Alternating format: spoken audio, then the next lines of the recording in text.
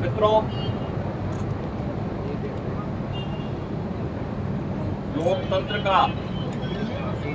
महापर्व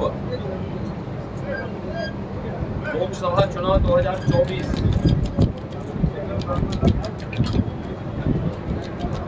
अंतिम चरण का चुनाव आज देश के 8 राज्यों के 57 सीटों पर हो रहा है, जिसमें उत्तर प्रदेश की 13 सीटों पर भी आज पूर्वी उत्तर प्रदेश में मतदान हो रहा है। पिछले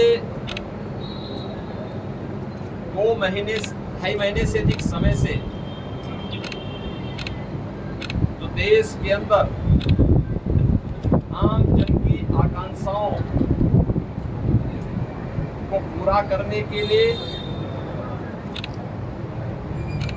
जनता जनार्दन की जो अपेक्षा थी उसके अनुरूप विभिन्न राजनीतिक दलों ने जनता जनार्दन के सामने अपने अपने मुद्दे रखे, अपनी सरकारों के समय के कार्य और कारनामों को रखे। आज अंतिम चरण में 8 राज्यों के 57 सीटों पर मतदान हो रहा है। उत्तर प्रदेश की भी 13 सीटों पर, जो हमारी पूर्वी उत्तर प्रदेश में महाराजगंज, गोरखपुर, कुशीनगर, देवरिया, सलेमपुर, बलिया, घोसी, गाजीपुर, वाराणसी, चंदौली, मिर्जापुर, रावणसगंज, ये सभी सीट्स हैं। इन सब पे इलेक्शन प्रारंभ हो चुका है। मौसम की विपरीत परिस्थितियों के बावजूद भी मतदाताओं ने जो उत्साह दिखाया है, मैं सबसे पहले उन सभी मतदाताओं के प्रति हृदय से आभार व्यक्त करता हूं जिन्होंने लोकतंत्र के प्रति अपनी आस्था को व्यक्त करते हुए भीषण गर्मी में, टेम्परेचर इस समय 50 डिग्री के आसपास जा रहा है, जो संभवतः कई वर्षों के बाद और कई दशकों के बाद इस प्रकार की स्थिति हम सबको देखने को मिल रही है।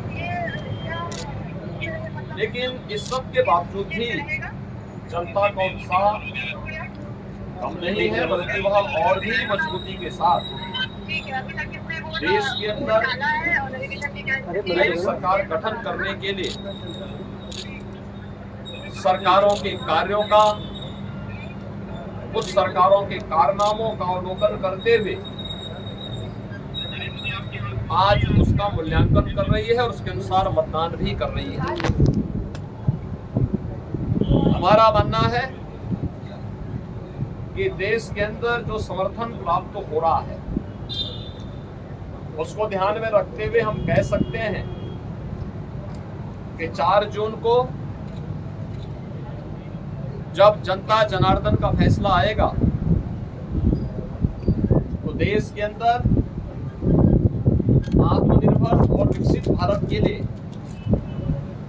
विरासत भी और विकास भी, गरीबों के प्रति संवेदना भी, युवा पीढ़ी के उज्जवल भविष्य,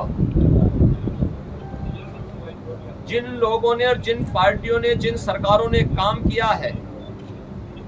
उसको पूरा आशीर्वाद प्राप्त हो रहा है और जनता को